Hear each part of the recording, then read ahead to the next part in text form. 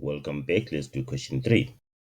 The relationship between boiling point and the molecular mass of aldehydes, carboxylic acids, and primary alcohols is investigated. Curves P, R, and S are obtained. All compounds used are straight chain molecules. The first instruction is define the term boiling point. What is the boiling point? The boiling point is the temperature at which the vapor pressure is equal to the atmospheric pressure.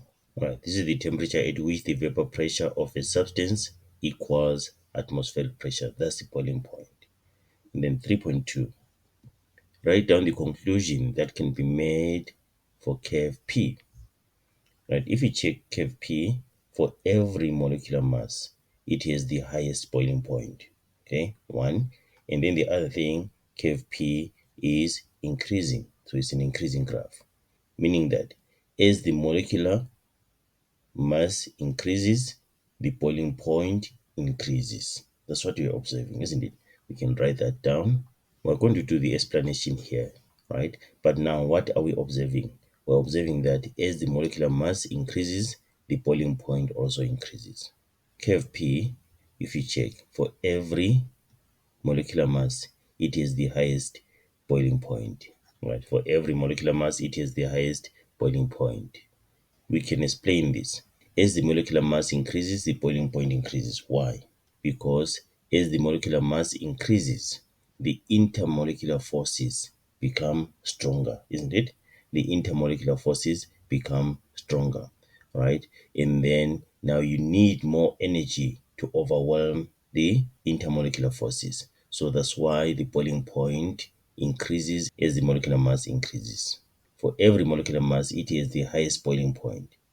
Right? If we check here, we have three molecules. We have aldehydes. Let's just discuss this.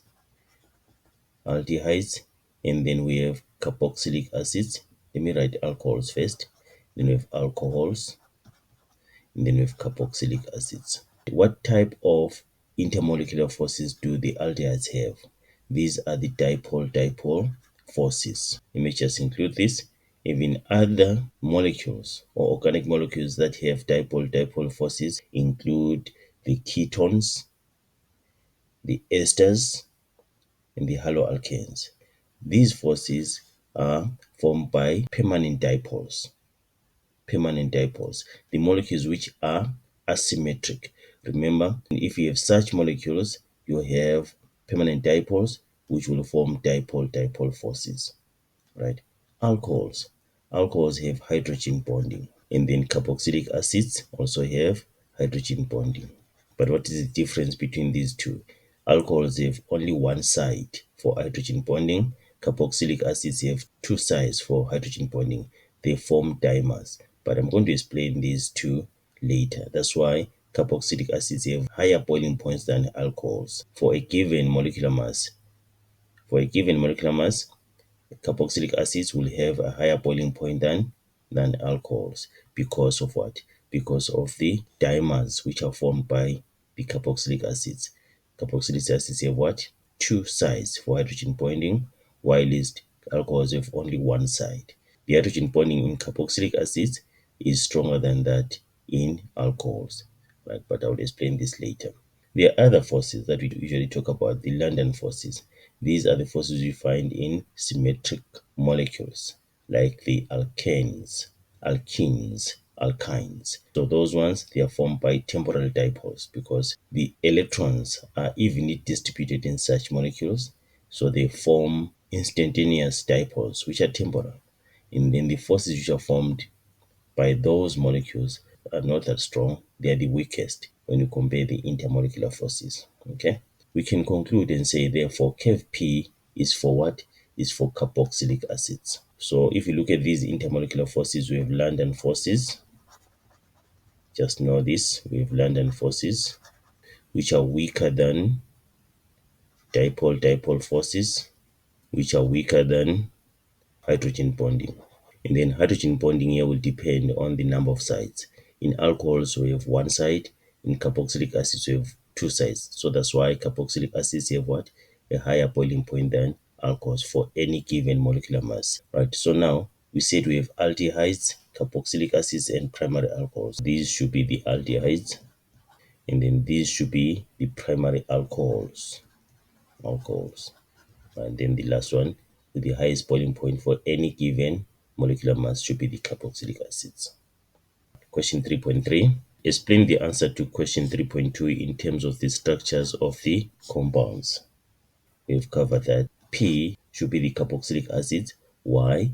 Because it has the strongest intermolecular forces when compared to the other two. Why? Because carboxylic acids form hydrogen bonding, and then they have two sides for hydrogen bonding. They form dimers. Okay, so this is because of hydrogen bonding.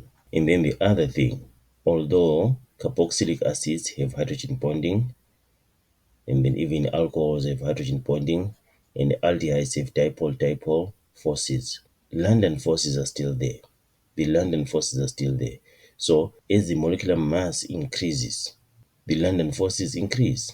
They become stronger. So that's why we see that these curves or these graphs are increasing. As the molecular mass increases, the boiling points increase because the London forces increase with the molecular mass.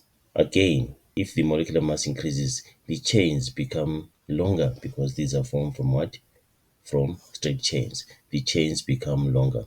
So as the chains become longer, also the intermolecular forces become stronger, the London forces become stronger, thereby causing an increase in the boiling points. Alright, we can discuss all those features. Okay, but most of the things we discuss them when we're doing 3.2. Please check our discussion when we're doing 3.2. Alright, 3.4. We're told that curve R represents alcohols, so these are alcohols. Which homologous series is represented by curve S? Right, we talked about this when we're discussing 3.2. Right, we said that when you look at the intermolecular forces, just know that we have the London forces, and then these are the forces we find in alkanes, alkenes, and alkynes, and then which are weaker than dipole-dipole forces. And then we find molecules like aldehydes, ketones, esters, and haloalkanes here, and then which are weaker than the hydrogen bonding. Hydrogen bonding, we find alcohols and carboxylic acids. So now we're told that curve R represents alcohols. We have three molecules here: aldehydes, and then carboxylic acids, and then alcohols. So we're looking at this. Alcohols have what? Hydrogen bonding. So we need a molecule that has forces that are weaker than hydrogen bonding. It can be dipole-dipole forces or London forces. But we don't have those ones with London forces here. We don't have alkanes, alkenes, and alkynes. We have the aldehydes, which have dipole-dipole forces. So meaning that this one should be aldehydes, which has intermolecular forces which are weaker than the intermolecular forces in what? In the alcohols. We discussed this. We even say this one carboxylic acids. So it's like repetition. The answer here will be aldehydes. 342. Explain the answer to question 341 by referring to the strength of intermolecular forces. Again, we've discussed this, right? London forces are weaker than dipole-dipole forces, which are weaker than hydrogen bonding. So now we can say that since R is an alcohol, it means S should be the aldehyde, which has the intermolecular forces which are weaker than that of what? Of the hydrogen bonding, right? Which are the dipole-dipole forces, because aldehydes have dipole-dipole forces. So this explanation applies to 342. For curve R, write down the molecular mass of the compound with a boiling point of 97 degrees Celsius. Now you should be able to interpret graphs and get information from the given graphs. Before we do anything, we have to understand our scaling. So here we have 30 to 50, which is 20. And then this 20 is divided into how many parts? 1, 2, 3, 4, 5, 6, 7, 8, 9, 10. So now it means we say 20 divided by 10, which is 2, means each small box represents 2 grams per mole. See that? So we're counting in twos here, right? And then the boiling point, 0 to 50. So we have 1, 2, 3, 4, 5, 6, 7, 8, 9, 10. So 50 divided by 10 is 5. So for the boiling point, we're counting in fives. So every small box represents 5 degrees Celsius. So for the molecular mass, we're counting in twos. For the boiling point, you're counting in fives. That's the first thing to check. You're scaling before you do anything. Right now, we want the molecular mass of a compound with a boiling point of 97 degrees Celsius. We're counting in fives. So 97 degrees Celsius, this is 50, then 90, if you count, should be here, right? 90 should be here. This should be 95, 95 there. You're counting in fives. The 97 should be this one. Interpolate. 97 should be this one, right? And then, which is what? We said R is an alcohol. Then we go down, right? And then here we're counting in twos. So this is 52, 54, 56, 58, 60. So we're looking for a molecule with 60 grams per mole. So that's the molecular mass. The molecular mass of the compound with a boiling point of 97 degrees Celsius is a molecule with 60 grams per mole. And then we said that it is an alcohol, isn't it? 352. We want to find the IUPAC name of the compound in question 351. Right, this compound we're saying it has a molecular mass of 60 grams. Remember how we find the molecular mass. We find the molecular mass from the atoms that make up the molecule. If this molecule is an alcohol, then its general formula is Cn and then H2n plus 1. Remember the alkanes is 2n plus 2, isn't it? So one of the hydrogens here is removed and is replaced by OH. So this is the general formula for alcohols. If we add the atomic mass of these individual atoms here that make up the alcohol, we must get a molecular mass of 60 grams per mole. Right, so it means the molecular mass is going to be how many carbons? N of them. And then the carbon is an atomic mass of 12. So it's 12 times N, right? And then how many hydrogens? It will be this number of hydrogens, 2n plus 1. So now it means you have to say 2n plus 1 times 1 because the atomic mass of hydrogen is 1. So it's 2n plus 1, then times 1. 1 from the hydrogen, the atomic mass of hydrogen, right? And then we have oxygen.